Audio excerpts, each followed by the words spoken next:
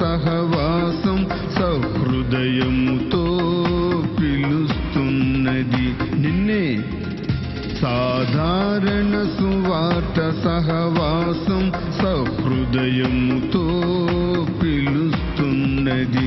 సజీవుడైన యేసుని గూర్చి సవివరముగ వివరించుటకు, సజీవుడైన యేసుని గూర్చి సవివరముగ వివరించుటకు రండి రండి త్వరపడి వేగమే రండి. రండి రండి త్వరపడి వేగమే రండి. సాధారణ సువార్త సహవాసం సహృదయముతో పిలుస్తున్నది.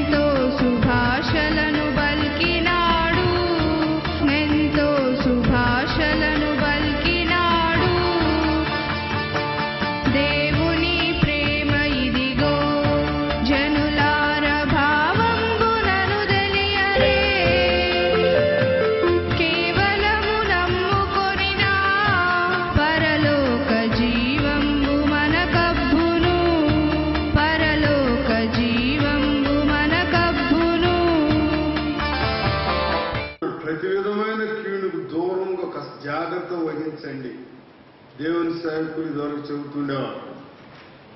ఒక యజమానురాలు కుక్కను పెంచారు. ఆ కుక్కకు పెట్టకుండా తను ఏమీ తినేది కాదు.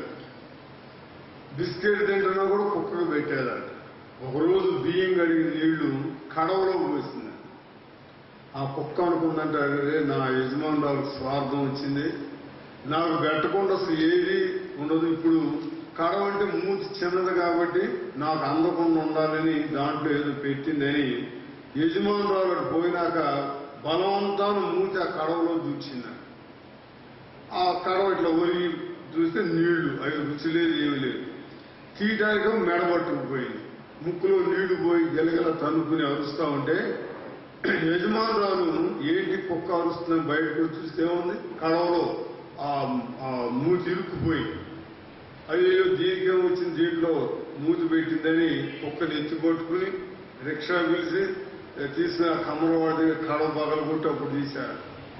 అలాగే సైతాన్ని కూడా అనేకమైన ఆశలు, శరీరాశలు, నేత్రాశలు, జీవడంబాలు చూపెట్టి ఈ పాపంలో ఏదో ఉంది లేదా దీనిలో ఏదో ఉందని చెప్పి ఆ కీడులో చిక్కునేతోడు చేస్తాం. అందుకే భక్తుడు ప్రతి విధమైన కీడుకి దూరంగా ఉండండి. అలా చిక్కులు పోయి చాలా మంది ఇక అదే తలస్తూ కుంగిపోతా ఉన్నారు. అయ్యో నా అవివేకం వల్ల ఇలా లేక ఆ మోసం వల్ల నేను ఇలా చిక్కుపోయాను, నా జీవితం పాడైపోయింది, ఇక ఇంతే, లేక అపకీర్తి వచ్చింది, లేక ఎందుకు బ్రతకాలి, చావాలని చాలా మంది అలాగా వారి జీవితాన్ని అంతం చేసుకుంటా ఉన్నారు. కానీ మనం ప్రభు దగ్గరికి వస్తే ఆ కీడుని మేలుగా మారుస్తాడు. ఆ యొక్క జిగటగల దొంగ ఊపు నుండి మనం లేపి అనేక మందికి దీవెనకరంగా చేస్తాడు. అయితే ఆ కీడులో ఉన్న దూరంగా ఉండడానికి జాగ్రత్త పడవలసిన మనం పేతురుని గురించి చాలాసార్లు మనం ధ్యానిస్తూ ఉంటాం. పేతురు ఎందుకు కీడులో చిక్కున్నాడు ప్రభు ముందు చెప్పినా కూడా అలా ఉంటా కారణం ఏంటంటే, ఒకటి ప్రార్థన లేని నిద్ర. చాలా మంది జనాల్లో నిద్రబోతులుగా తయారైపోయారు. సైతానే వాళ్ళని జోలపాడబడి నిద్రపుస్తూ బాగా తిండిపోతులై నిద్రపోతులై సోమరపోతులైపోయి ప్రార్థనాహీనులు అవటం వల్ల అలా గురొచ్చినట్టు వచ్చేస్తాం. దేవుని యొక్క వాక్యంలో ప్రభు చెప్పాడు చూడండి, మత్తయి సువార్త 26వ అధ్యాయం 41వ వచనం, మీరు శోధనలో ప్రవేశించుకుంటున్నట్లు మెళకువగా ఉండి ప్రార్థన చేయండి అని చెబుతాం. శోధన ఊరొచ్చినట్టు వచ్చి మనం కనుక మెళకువగా ఉండి ప్రార్థన చేస్తే అది దూరమై. 43వ వచనం తిరిగి వచ్చి వారు మరలా నిద్రించుట చూచెను, ఏలైనగా వారి కన్నులు భారంగా ఉండేదని చెబుతాం. ఎన్నిసార్లు లేపిన కొంతమంది ఒకటే నిద్ర అన్నమాట. అలాంటి వాళ్ళు ఆ కీడులో ఊర్లు చిక్కుంటారు. సైతాను వెంటనే పట్టేసి ప్రార్థన హీనులు ఈ కీడులో చిక్కుంటుంటారు శోధనలు. కాబట్టి మెళకువగలిగి ఈ పేతును తీసుకుని వెళ్తే నిద్రపోతా ఉన్నారు. ప్రభు వచ్చి చూస్తే వారి కన్నులు భారంగా ఉన్నాయి, అట్లా కళ్ళు మూతలు పడిపోతా ఉన్నాయి. చాలా మంది జనాలు ఒకవేళ ఉపవాస ప్రార్థనకు వచ్చినా ఒకటే నిద్ర, ఒక దేవుని కోళ్ళకు ముందుకి వెనక్కి పట్టడం తప్ప. ఒకవేళ ఎవరైనా లేపారనుకో నిద్రపోతున్నా, నేనే కనపడ్డాను, ఎంతమంది నన్ను పలసం చేయడానికి కానీ అక్కడే చదువు పెట్టుకుంటారు. కానీ అయ్యో మెలకు వచ్చింది కాస్త కళ్ళు కడుక్కుందాం అసలు అలా తలంచం. ఈ నిద్రతో అనేక మంది ప్రార్థనాహీనులైపోయి ఈ శోధనలో ఈ ఊర్లో చిక్కుంటా ఉన్నారు. ఇక దాంతో కుంగిపోయి ఇంకెందుకు ఈ బతుకు అయిందని జీవితాన్ని ముగించుకోవాలని ఎంతో సైతాన్ని అలాగా ప్రేరేపిస్తా ఉన్నారు.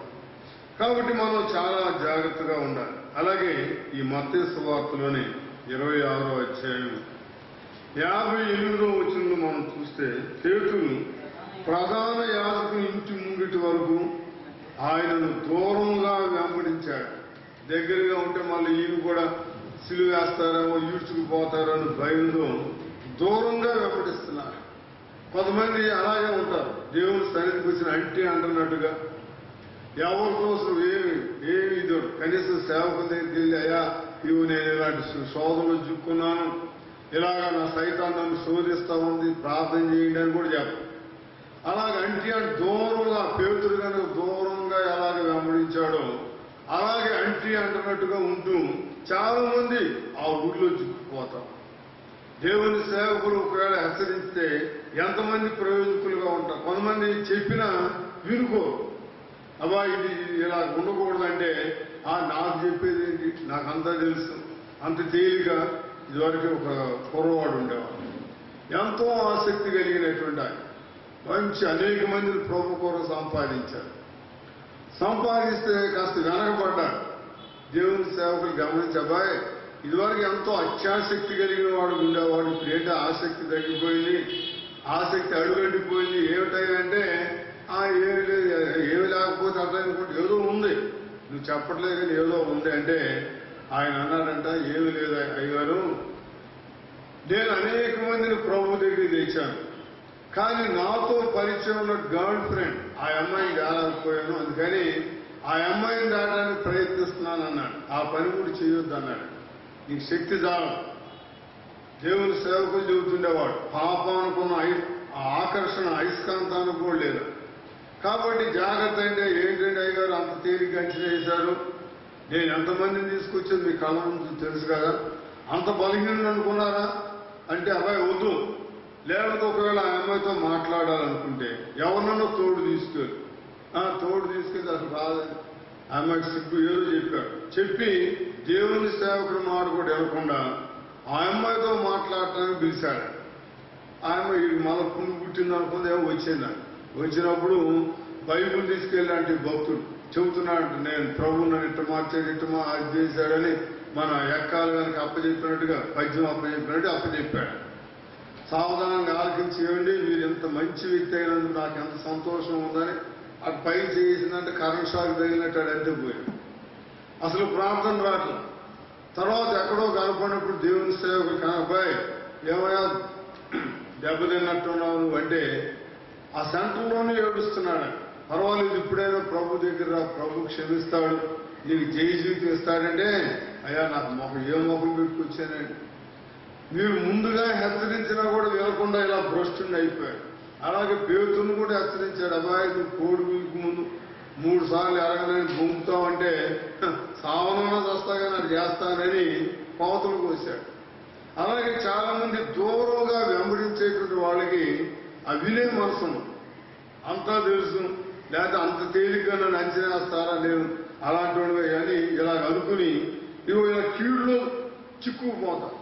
అందుకే అపోస్తులైన పౌలు చాలా అనుభవం గలవాడు కాబట్టి ప్రతి విధమైనటువంటి కీడుకి దూరంగా ఉండు. నేను ఎలా పట్టాలో సైతానికి తెలుసు, ఏ యాంగిల్లో కొట్టాలో కూడా తెలుసు. ఎందుకంటే వాడు తలబడినోడు, మహామహా భక్తుల్ని భ్రష్టులుగా మార్చిన అనుభవం వాడుకోండి. నిన్ను నన్ను బాగు చేయటం వాడు లెక్క చాలు. కాబట్టి ఏ విధంగా నీ ఆ కీడు ఆ ఉచ్చులో బిగించాలో సైతానికి తెలుసు. కాబట్టి దూరంగా ఉండు, జాగ్రత్త పడు. నిద్రతో ప్రార్థనహీనుడు అయిపోయి ఇవో ఈ శోభలో చిక్కుంటావు. అలాగే దూరంగా ఉండి దేవుని బిడ్డలకి దేవుని సన్ని దూరంగా ఉండి పనులు ఉపవాస ప్రార్థనలకు రా. ఆదివారం టక్కులు చేసుకుని చుక్కలు మెరిసినట్టుగా మెరుస్తూ ఉంటారు. ఇలాంటి వాళ్ళకి జయ జీవితం ఉండదు, సైతానాన్ని బట్టింది. ఈడొట్టి బడాయుడు ఆదివారం భక్తి అని వాడు గురిపెట్టి. కాబట్టి చాలా జాగ్రత్త. ఈ పేతును అలాగే నిద్రతో దేవుడు లేపినా కూడా ప్రభువు లేపినా కూడా వాళ్ళ కళ్ళు మూసుకుపోతా ఉన్నాయి. అలాగే ప్రార్థనహీనులు అయిపోయారు, దూరంగా వెంబడిస్తా ఉన్నాడు. అలాగే చాలా మంది అలాగే దూరంగా ఉండి అంతే గాలిపటంగా దారం తెగితే ఎటో పోయి కొట్టుకుపోయి ఎక్కడో చిరిగిపోయినట్లు. కానీ అలాగే చాలా మంది జీవితాలు నాకు అనుభవంలో నేను చూశాను. కాబట్టి చాలా జాగ్రత్తగా ఉండాలి. అలాగే ఈ యోహాను సువార్త 18వ అధ్యాయం 18వ వచనంలో బంట్రోతులతో సరిగాగుతా ఉన్నాడు.